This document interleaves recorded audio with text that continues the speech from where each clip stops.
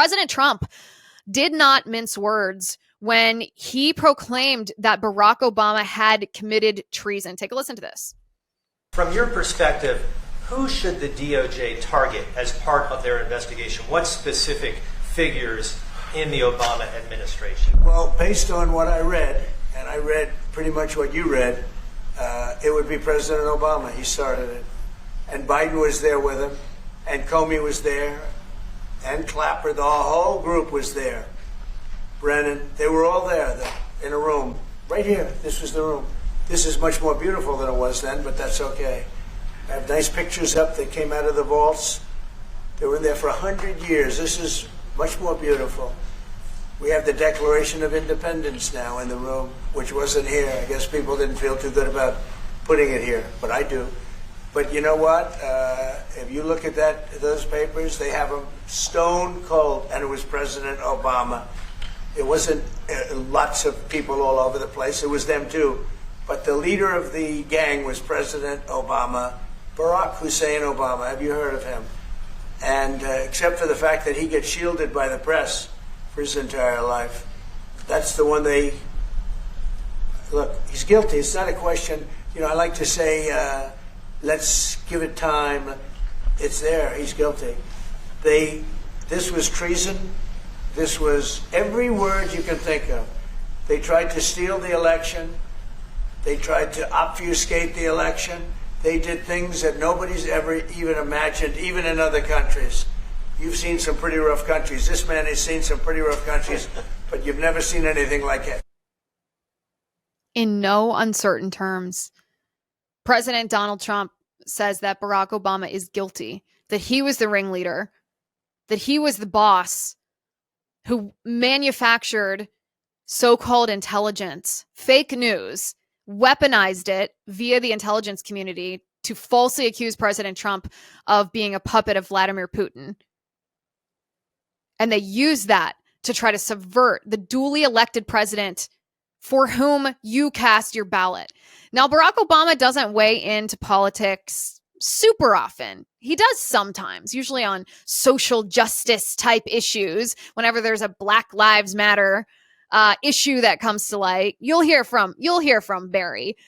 But former President Obama had a long response to President Trump, and this is what he said. He said, and I quote, "Out of respect for the office of the presidency, our office," this was released, by the way, through his spokesperson, Patrick, "our office does not normally dignify the constant nonsense and misinformation flowing out of this White House with a response.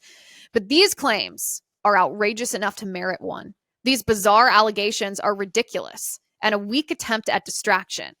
Nothing in the document issued last week undercuts the widely accepted conclusion that Russia worked to influence the 2016 presidential election, but did not successfully manipulate any votes. These findings were affirmed in a 2020 report by the bipartisan Senate Intelligence Committee led by then Chairman Marco Rubio." End quote. Widely accepted, Mr. President. It was widely accepted, Barack, because you, as commander-in-chief, told all of the people in your administration and the media, who does whatever you tell them to accept it. But do you know what I noticed about this response from President Obama? Did he ever say any of these allegations were false? He never actually denied it. Listen, the first thing that you do if you're falsely accused is you say, that is false. That is categorically false. That is not true. It's human nature. I remember after Brett Kavanaugh was falsely accused of sexual assault, and he goes before the Senate Judiciary Committee, and he gives this passionate, emotional defense of himself, of his character. And he used words that didn't sound like they were written by a speechwriter. They were just from his gut. "I did not do this. I would never do this. It's false," he said. And it resonated with the American people because we know that when you're falsely accused of doing something, your reaction is visceral. You immediately deny it. You say, "That is false. That is not true. That is a lie. I would never do that." Barack Obama didn't deny it. He said the allegations are ridiculous, a weak attempt at distraction. Is it false, President Obama? Is it false? Well, Tulsi Gabbard, the director of national intelligence, announced today at a press conference at the White House that she has made a criminal referral to the Department of Justice that implicates Barack Obama. Take a listen. Thank you. And Director Gabbard, this one is for you. Do you believe that any of this new information implicates former President Obama in criminal behavior? We have referred and will continue to refer all of these documents to the Department of Justice and the FBI to investigate the criminal implications of this. For even former President Obama? Correct. The evidence that we have found and that we have released directly point to President Obama leading the manufacturing of this intelligence assessment. There are multiple pieces of evidence and intelligence that confirm that fact. A journalist then asked Tulsi Gabbard, do you think Obama is guilty of treason? And this was her response. Take a listen. Based on what you now see, do you believe President Obama is guilty of treason?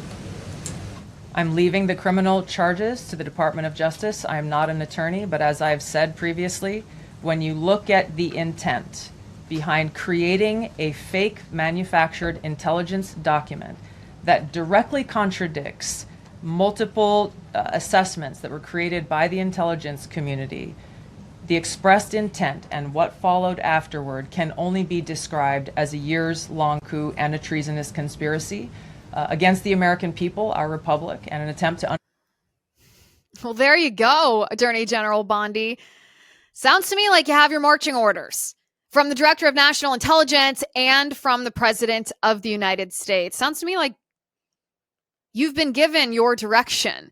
In response, the Department of Justice has announced that they've created a strike force. This is the official press release from the DOJ. It says today, the Department of Justice announced the formation of a strike force to assess the evidence publicized by the Director of National Intelligence, Tulsi Gabbard, and investigate potential next legal steps which might stem from DNI Gabbard's disclosures. This department takes alleged weaponization of the intelligence community with the utmost seriousness.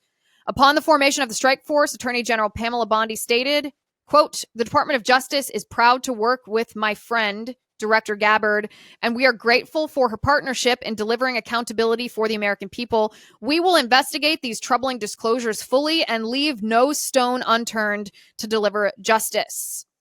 End quote. Well, I certainly hope that's true. Because what did you and I vote for when we cast our vote for President Trump? We voted for justice. And justice doesn't just mean the exposure of corruption. That's an important part. That's the beginning. That's the first step. And it takes courage and it takes diligence. And mad kudos to Tulsi Gabbard for these revelations, for putting together this case to the American people in this short of an amount of time in the Trump administration. But it is but the first step. Real justice means accountability. Real justice means identifying the people who committed the crimes and indicting them for those crimes, arresting them and putting them on trial for those crimes. And now, as I said yesterday, this is actually Attorney General Pam Bondi's big test. Is she going to indict these people for some piddly little perjury charges? Just a slap on the wrist? Or is she going to exact justice for the American people? Well, make no mistake, President Trump's base is watching. We're hopeful. We encourage Attorney General Pam Bondi to do the right thing. We think she can do the right thing, but we want to see charges like treason and seditious conspiracy and grand conspiracy and deprivation of rights under the color of law, weaponization of the government against the people. There are a lot of people right now who are saying, I'm not an attorney, because they don't want to name the particular statutes that these individuals ought to be charged under. And I think that's a mistake. You don't have to be a licensed attorney to look at the elements of these various crimes and understand how the evidence that Tulsi Gabbard has released fits the elements of these particular crimes. You can look at an effort, a conspiracy to defraud the government using false information. And again, deprivation of rights under the color of law. And you can match that with the conspiracy that we've known about for a decade that Tulsi Gabbard has confirmed with internal documents from the Department of Justice and from the intelligence communities, I should say. We should start saying the names of these statutes, the names of these laws, the names of these crimes, and not simply saying, well, I'm not an attorney, so I can't speak to the exact statute under which these criminal statute under which these criminals ought to be charged. You know, just like I know, what charges these individuals ought to face, and it ain't perjury.